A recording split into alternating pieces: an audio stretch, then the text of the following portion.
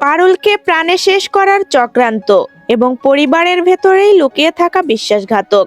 Ryan কি পারবে শিরিনের আসল রূপ সবার সামনে আনতে? আজকের পর্বে আমরা দেখতে চলেছি এক চরম উত্তেজনাময় সত্যের উন্মোচন। ভিডিওর শুরুতে আমরা দেখি রায়ান পারুলকে বোঝায় যে মন্দিরের সেই কাপালিকের গল্পটা সম্পূর্ণ সাজানো ছিল। পারুলকে মেরে ফেলার জন্যই মিথ্যে জনশ্রুতির আশ্রয় নিয়ে একজন অপরাধীকে ভাড়া করা হয়েছিল। রায়ান বুঝতে পারে এই চক্রান্তের পেছনে সংযুক্তা সেন অথবা শিরিনের হাত রয়েছে। সে সিদ্ধান্ত নেয় পারুলকে কলকাতায় ফিরিয়ে নিয়ে গিয়ে শিরিনের সাথে সে একাই বোঝাপড়া করবে।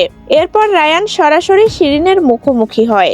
শিরিন প্রথমে না জানার অভিনয় করলেও রায়ানের ক্ষোভের মুখে সে স্বীকার করে যে সেই পারুলকে মারার জন্য লোক পাঠিয়েছিল। শিরিন জানায় ছোটবেলা থেকেই সে রায়ানকে ভালোবাসে এবং রায়ানের জীবনে পারুলের উপস্থিতি সে কিছুতেই মেনে নেবে না। রায়ান তাকে কড়া ভাষায় সতর্ক করে দেয়, পারুলের গায়ে আর একটা আঁচড় লাগলে সে শিরিনকে ধ্বংস করে দেবে।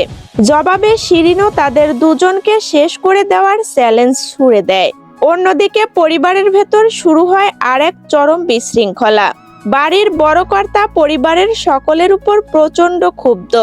জানা যায় মৈনাক নামের একজন সবার শরবতে ঘুমের ঔষধ মিশিয়ে দিয়ে বাড়ি থেকে পালিয়েছে, আর পরিবারের কেউ তাকে আটকাতে পারেনি। শুধু তাই নয়, তাদের পারিবারিক ব্যবসাও খাদের কিনারে। প্রতিদ্বন্দ্বী চন্দ্রাবতী জুয়েলার্সের কাছে তারা ব্যবসায় মার খাচ্ছে। বড় কর্তা বাড়ির ছেলেদের এবং বিশেষ করে নতুন জামাইকে চরম অপমান করেন, কারণ তারা ব্যবসাকে বাঁচাতে কোনো সঠিক প্রমোশনাল আইডিয়া দিতে পারছে না। একদিকে শিরিনের ভয়ঙ্কর জিদ ও ষড়যন্ত্র, আর অন্যদিকে পারিবারিক ব্যবসার পতন। রায়ান আর পারুল কিভাবে এই পরিস্থিতি সামাল দেবে?